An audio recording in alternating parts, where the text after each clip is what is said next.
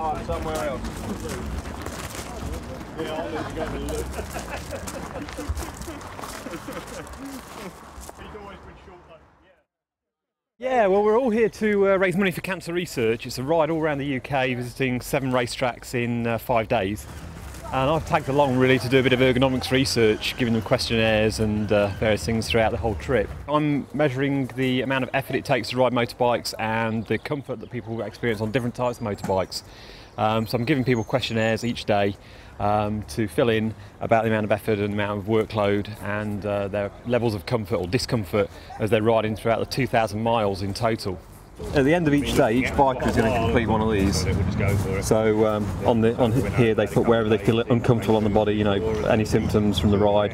I think to begin with we'll be okay. Maybe midweek when everybody's a bit tired, I might have to sort of entice them with a beer or two. I'm not so sure, but they seem like they're up for it, which is really good, and obviously makes the research a lot easier to do. Anything good that you can get out of biking, you know, in any way, shape or form, you know, if it's going to take a little while and it can do somebody else a bit of good, then fine. Well, I'm just setting up the cameras on the bike here. I've got some little recorders here, sort of tiny little video recorders linked up to cameras on the front of the bike there. There's also one on the helmet as well. So I've got one on top of my helmet here. And we'll be videoing the first hour or so of the ride this morning as we set off on the trip. And then I've got 2 other cameras on the bike, which are just standalone sort of little wireless cameras, and they're pretty basic, but they do the job. This is one that sort of looks up at me and takes a record of what I'm doing, looking at sort of where I'm looking at the road and things. We've also got one on the back of the bike as well, just to catch the traffic behind and the rear view. So again, just a sort of slightly less better quality, but it still gives a pretty good image.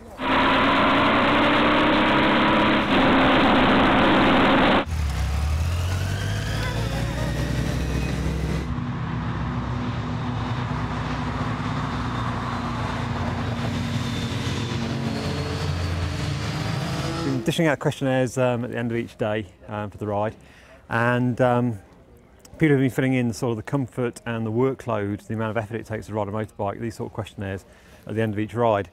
It started off really well. We had a few busy days where people got back to the hotels really tired, and it's been quite a job to get everybody filled in on time and get everything done.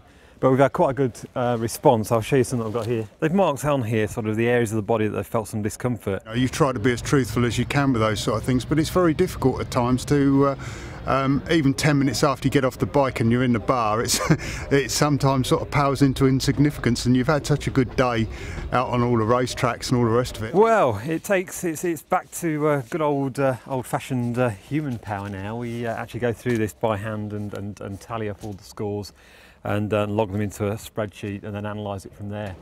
It is not a health and safety activity. It is something that is inherently dangerous, but at the same time we all want to get home to our loved ones in one piece. And to that end, I mean, I've done the IAM training course, and I've done bike safe and the rest of it, and do try to be as safe as possible. And if you do that and you ride properly and ride as smoothly as possible, you not only save fuel, you save on your tyres, you save on the damage that you do to your bike, and most importantly, you save on the damage that you do to yourself. Yeah, we had 3 bikes loaned to us from Triumph, which was really great support from them, and in fact they've been really supportive of the whole challenge as a whole anyway. Unfortunately, only 2 of the bikes have gone back because one of the bikes took a tumble on the second day. Well, that was an unfortunate accident, and accidents do happen. We spoke to Triumph about it and told them what happened, and they appreciate that accidents do happen. Well, today we're at the Peterborough Showground for the BMF, the British Motorcycle Federation show. So I've gone back to Nottingham, packed up the car, and come back down here at 5 o'clock in the morning to do some more research. Okay, well, this weekend we're measuring as many bikers as we can. Physical dimensions, weight and various body dimensions from an anthropometric point of view. So I get a few weird looks, I must admit, when I ask people can I take their measurements down, but we've had a fair few people helping us out today so far. No, we've got a little stand set up down the way here if you want to come along, and we'll show you what we're doing. Yeah, it's one of the biggest motorbike shows in the country actually, and it brings a lot of different clubs together, as well as manufacturers and as well as people selling things. So you've got a lot of old clubs, old bikes and things, as well as the modern machines. But hopefully it looks like it might brighten up actually, so the rest of the weekend might be better for us. Okay, so this is our stand that isn't quite as high tech as some of the big manufacturers, but it does the job. Keeps us dry, gets our research done, and Who's this? this is my wife, Donna. She's helping out for the weekend as my helper for the research, and she's doing a great job of taking down all the numbers and records that we're taking on all the people this weekend. We've got a little crib sheet here that we use. We basically ask them for their weight, their height, their chromium grip, which is a special measurement of the length of the arm, inner leg, and then we get them sitting down. We go through their hip width, knee height, buttock to knee distance, trunk height and thigh circumference. And then we take down age, gender and what clothing they're wearing. The chromium grip is effectively the length of the arm when it's outstretched in front of you, straight ahead, from the shoulder blade to the middle of this hand here. So this point here all the way along. What we're going to do is put these two rods either side of your hip. So that's 30.5, 168. So from there to there is 66. One of the things that I like about the motorcycle as opposed to a car is that you're involved, you're part of the machine. If the machine doesn't fit, then it's not going to be good.